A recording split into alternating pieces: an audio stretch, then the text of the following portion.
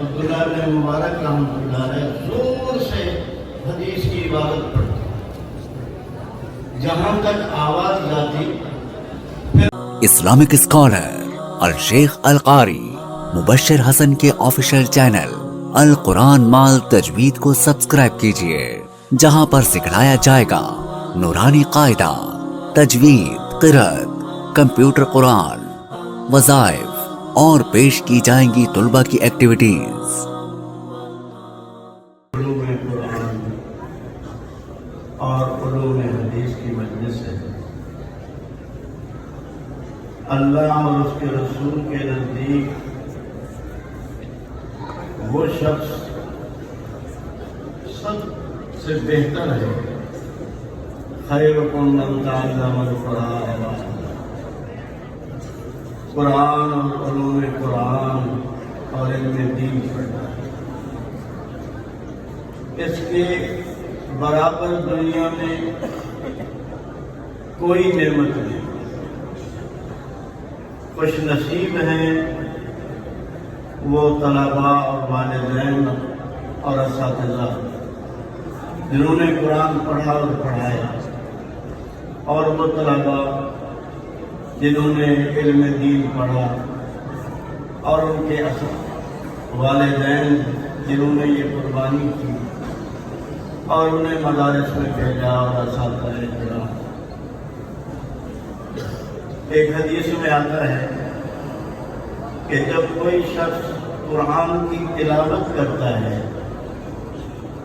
تو آسمان سے فرشتے اترتے ہیں اور قطار اندر قطار ہوتے ہیں، اور قرآن پڑھنے والے کے منہ کے قریب آ کے قرآن سنتے ہیں اور اس کے لبوں کو بوسہ دیتے ہیں، اور وہ فرشتے ایک دوسرے سے جھگڑتے ہیں کہ مجھے موقع دیا۔ اور علماء کی مجلس ہے، اکابرین کی، میں تو ایک طالب علم ہوں، کہ جب کوئی آدمی قرآن پڑھتا ہے اللہ تعالیٰ اس کی ہر آیت پڑھنے پر اس کا جواب دیتا ہے۔ جب وہ پڑھتا ہے الحمدللہ رب العالمین، تو اللہ فرماتے ہیں کہ حمدنی عبدی، میرے بندے نے میری حمد۔ اتنا عظیم شان ہے کہ بندہ قرآن، مولانا رومی کہتے ہیں درمیانے کار دریا تختہ بندم کر گئی، وقت کی قلت ہے۔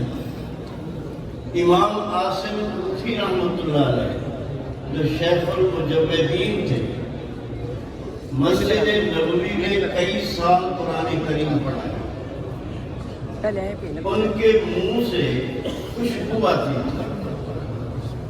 طلباء نے پوچھا کہ آپ کوئی خاص چیز رکھتے ہیں؟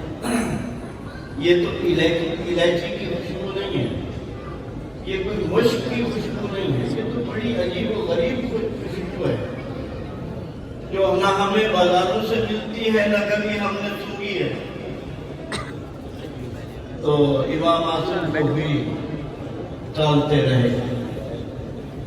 ایک شاگرد تھا نسوڑا جو استاد کو نہیں چھوڑتا، اس کے دامن کو نہیں چھوڑتا کہ استاد جی جواب لے کے چھوڑوں گا۔ وہ نسوڑا طالب علم تھا، اس نے کہا جی آج تو جواب لوں گا۔ رونے فرمایا کہ ایک رات مجھے رسول اللہ صلی اللہ علیہ وسلم کی زیارت ہوئی اور آپ نے فرمایا عاصم اتنے سالوں سے تو میری مسجد میں قرآن پڑھا رہا ہے، اپنے لب میرے قریب کر، میں تیرے لبوں کا بوسہ لینا چاہتا ہوں۔ فرمایا حضور نبی کریم صلی اللہ علیہ وسلم نے بوسہ لیا میرے لبوں کا، اس دن سے یہ خوشبو ہے۔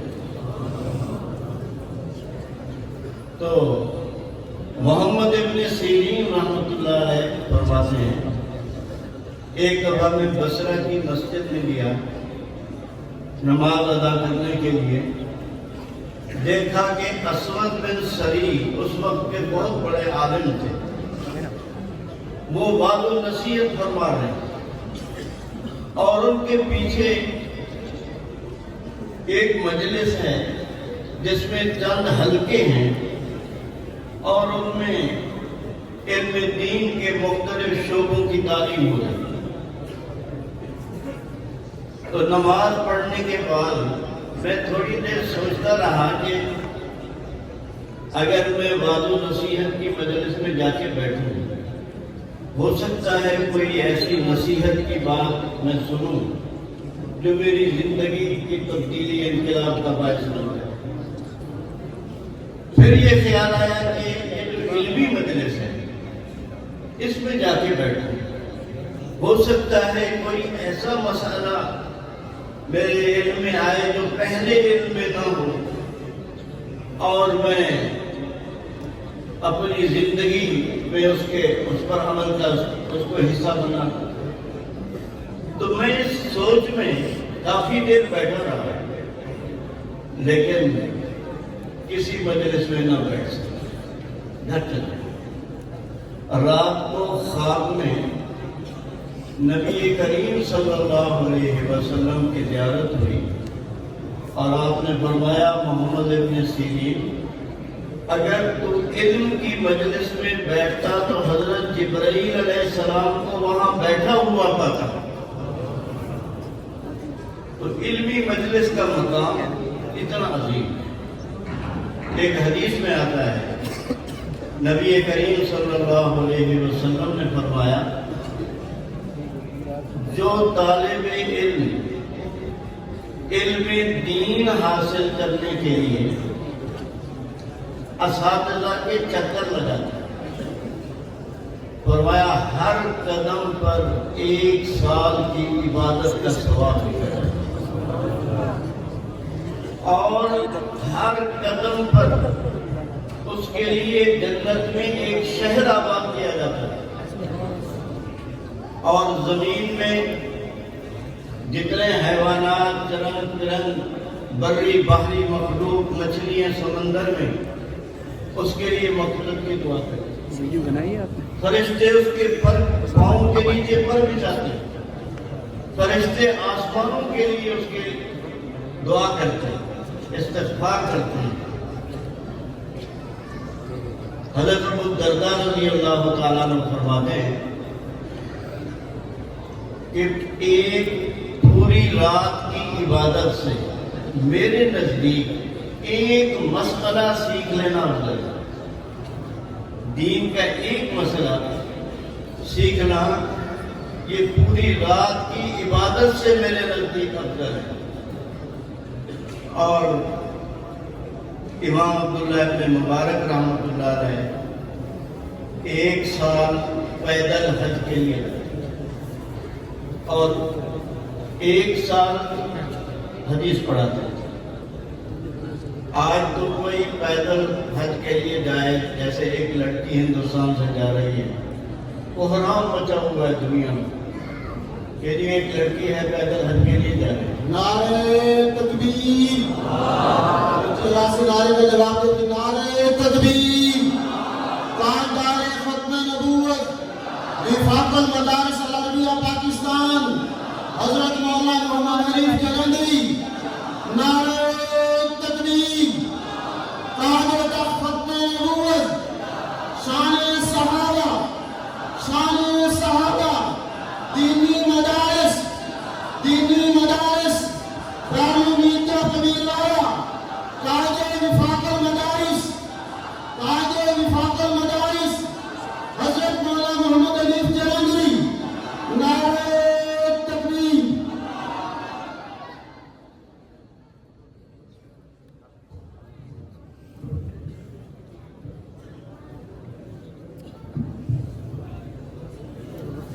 یہ بات میں مکمل کر کے ختم کرتا ہوں۔